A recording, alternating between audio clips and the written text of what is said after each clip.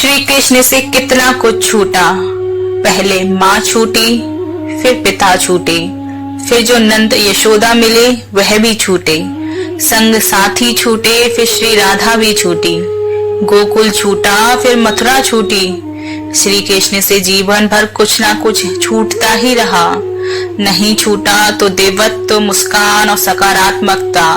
श्री कृष्ण दुखी नहीं, उत्सव के प्रतीक हैं। सब कुछ छूटने पर भी कैसे खुश रहा जा सकता है, यह श्री कृष्ण से अच्छा कोई नहीं लिख सकता। इसलिए हमेशा खुश रहें और सदा मुस्कुराते रहें। अशांत मन में कभी भी सकारात्मक विचार नहीं आते हैं। एक शांत और स्थिर मन ही हमें सही मार्ग दिखाता है। इसलिए सदा शांत और प्रसन्न चित्त बने रहें। पछतावा अतीत नहीं बदल सकता और चिंता भविष्य नहीं संवार सकती। इसलिए वर्तमान का आनंद लेना ही जीवन का सच्चा सुख है। परिवार के साथ धैर्य प्यार कहलाता है, औरों के साथ धैर्य सम्मान कहलाता है, स्वयं के साथ धैर्य आत्मविश्वास कहलाता है और भगवान के साथ धैर्य आस्था कहलाती है।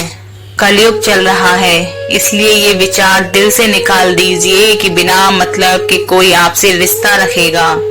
अपने पास ऐसा जरूर कुछ बचा कर रखिए कि लोग उसे पाने के लिए आपसे जुड़े रहें। खुद को खाली मत होने देना, क्योंकि लोग खाली चीजों को कचरे के डिब्बे में डाल देते हैं। अपने जीवन की तुलना किसी के साथ मत कीजिए। सूर्य और चंद्रमा के बीच कोई तुलना नहीं।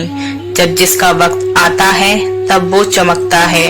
कीमत दोनों की चुकानी पड़ती है, बोलने की भी और चुप रहने की भी। किसी के लिए उन शब्दों का उपयोग ना करें जो आप खुद के लिए नहीं सुन सकते। श्री कृष्ण कहते हैं, रूठ जाने के बाद कसूर चाहे किसी का भी हो, बात शुरू वही करता है जो बेहद प्रेम करता है। जो आपका गुस्सा सहन करके भी आपका ही साथ दे तो समझ लेना कि उसके साथ आपका बहुत गहरा रिश्ता है।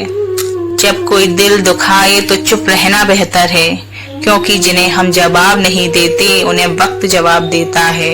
सिर्फ धोखा देना ही धोखा नहीं होता, बल्कि किसी के साथ अपनेपन का नाटक करना उससे भी बड़ा धोखा होता है। मुंह के आगे अलग और पीठ के पीछे अलग बोलने वालों से हमेशा सोशल डिस्टेंस बनाकर रखिए। ऐसे लोग कोरोना से भी ज्यादा खतरनाक होते हैं। जब भी कोई तुम्हारे लिए दरवाजा बंद करे, उसे एहसास दिला दो कि कुंडी बाहर से भी है।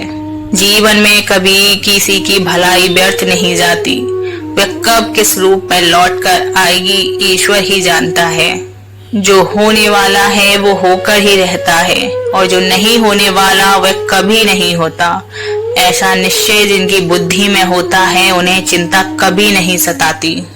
जिसे तुम अपना समझकर मग्न हो रहे हो, बस यही प्रसन्नता तुम्हारे दुखों का कारण है। धीरे धीरे बढ़ती हुई उम्र आपको ये अवश्य बताएगी कि कुछ लोगों को खो देना वास्तव में बहुत कुछ पा लेने जैसा था। समय मनुष्य के बनाए मार्ग पर नहीं चलता, मनुष्य को समय के बनाए मार्ग पर चलना पड़ता है। जो यह बात समझ लेता है वह सुख दुख आशा निराशा में विचलित नहीं होता है। आपको कामयाबी के बाद लोगों को आप में वो खूबियां भी दिखती हैं जो आप में कभी भी थी ही नहीं। जिंदगी में हम कितने सही और कितने गलत हैं ये केवल दो लोग जानते हैं, एक परमात्मा और दूसरी हमारी अंतरात्मा। निर्णय वही उत्तम होते हैं जो केवल स्वयं के हित के लिए नहीं अपितु दूसरों की भावनाओं का विचार करके लिए जाएं। मिल रहा है तुम्हें वही तुम्हारे लिए बेहतर है, ये तुम नहीं जानते पर देने वाला बखूबी जानता है। थकान कभी भी काम के कारण नहीं होती, बल्कि चिंता निराशा भय और असंतोष के कारण होती है। सदैव संदेह करने वाले व्यक्ति के लिए प्रसन्नता ना तो इस लोक में है ना ही कहीं और। क्रोध से भ्रम पैदा होता है, भ्रम से बुद्धि व्यग्र होती है। जब बुद्धि व्यग्र होती है तब तर्क नष्ट हो जाता है। जब तर्क नष्ट होता है तब व्यक्ति का पतन हो जाता है।